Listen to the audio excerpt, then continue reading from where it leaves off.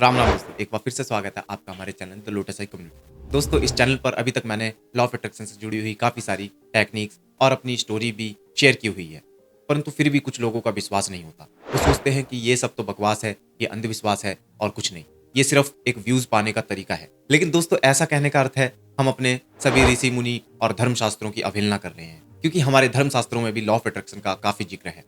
और यदि हम ऐसा कह रहे हैं कि ये सब तो अंधविश्वास है, तो इसका अर्थ है कि हम अपने धर्मशास्त्रों की भी अवहेलना कर रहे हैं। अभी आपको पता ही है, रिसेंटली राम मंदिर बना है और काफी सारे लोगों को श्री राम जी पर अटूट विश्वास और श्रद्धा जग गई है। तो दोस्तों, आज हम रामायण से आपको एक कहानी सुनाने जा रहे हैं, जिसमें लॉ ऑफ अट्रैक्शन के बारे में बताया गया है कि किस प्रकार से अपनी मानसिक शक्तियों का इस्तेमाल करते हुए जो राम जी के गुरु थे विश्वामित्र जी, उन्होंने एक अलग ही सृष्टि की रचना कर दी। उन्होंने कोई छोटी मोटी चीज की नहीं, सीधा एक ब्रह्मांड की रचना कर दी। अब ये कहानी क्या है? देखिए, विश्वामित्र जी पैदा होने के साथ ही ब्राह्मण नहीं थे। उन्होंने जो ब्रह्म ऋषि की पदवी पाई थी, वो अपने तपोबल और साधना के बल पर पाई थी, यानी तपस्या के बल पर। ब्रह्म ऋषि बनने से पहले वो एक क्षत्रिय थे।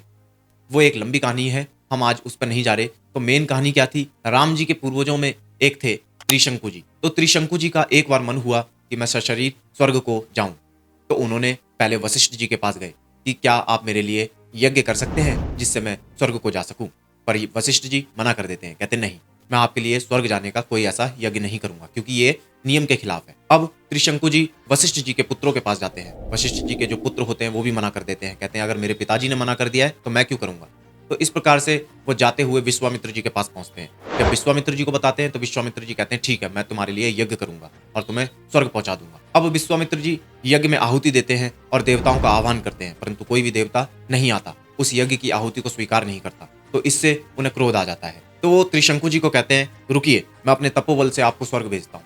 और वो अपने तपोबल से उनको सशरीर स्वर्ग में भेज देते हैं। जब स्वर्ग में त्रिशंकु जी पहुंचते हैं तो राजा इंद्र जो होते हैं वो कहते हैं अरे ये मानव कैसे आ गया, ये देहधारी मानव यहाँ पर किस प्रकार से पधार गया। तो उन्हें धक्का मार के नीचे गिरा देते हैं और त्रिशंकु जी स्वर्ग से जमीन की ओर गिरने लगते हैं। जब वो नीचे गिरते हैं तो वो विश्वामित्र जी से कहते हैं बचाइए बचाइए। विश्वामित्र जी आसमान की ओर दृष्टि करते हैं और अपने तपोबल से कहते हैं वहीं ठहर जा।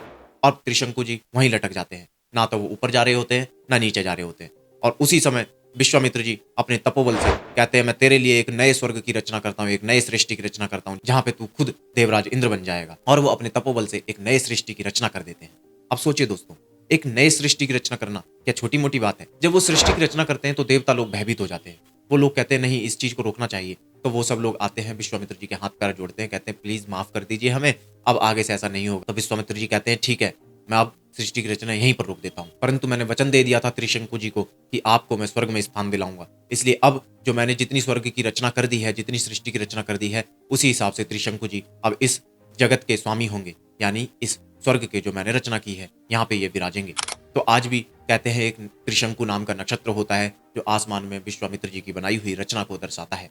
अब दोस्तों देखिए, ये भी तो एक लॉ ऑफ अट्रैक्शन है। इसके अलावा भी और भी जगह है लॉ ऑफ अट्रैक्शन जो कि रामायण में ही बताया गया है। जैसे कि जब हनुमान जी और उनके साथी जैसे अंगद वगैरह जी जाते हैं माता सीता जी की खोज में, तो रास्ते में एक गुफा मिलती है, वो भी माया से रची गई थी उसके बारे में। और जो पुष्पक विमान है वो भी मन की शक्ति से बना था।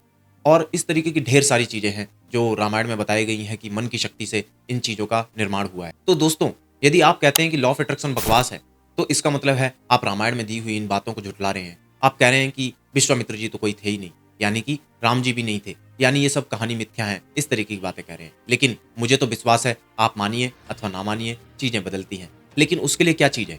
आप देखिए, हर कोई बन सकता था क्या ऐसा? क्या हर कोई विश्वामित्र जी की तरह सृष्टि की रचना कर सकता था? नहीं। रचना करने के लिए शक्ति की भी आवश्यकता होती है। और शक्ति मतलब कैसे अर्जित की जाएगी? साधना से, यानी मेडिटेशन। तो जिस प्रकार से विश्वामित्र जी ने घनघोर तपस्या की थी और तभी उनके पास इतनी सिद्धि और इतना तपोबल अर्जित हो गया था कि वो एक सृष्टि की रचना कर सकते थे। हम लोग तो अपनी ऊर्जा को व्यर्थ में बर्बाद करते रहते हैं। तो इसलिए अपनी ऊर्जाओं को बचाएं और अपने सकारात्मक और निर्माण कार्य में लगाएं। दोस्तों, उम्मीद करता हूं आपको ये वीडियो पसंद आई होगी। अगर आपको वीडियो पसंद आई है तो इस वीडियो को लाइक कीजिए, साथ ही हमारे चैनल को भी सब्सक्राइब कर लीजिए और अपने दोस्तों के साथ भी इस वीडियो को शेयर कीजिए ताकि उन लोगों का भी फायदा हो। मिलते हैं अगली वीडियो में। राम राम।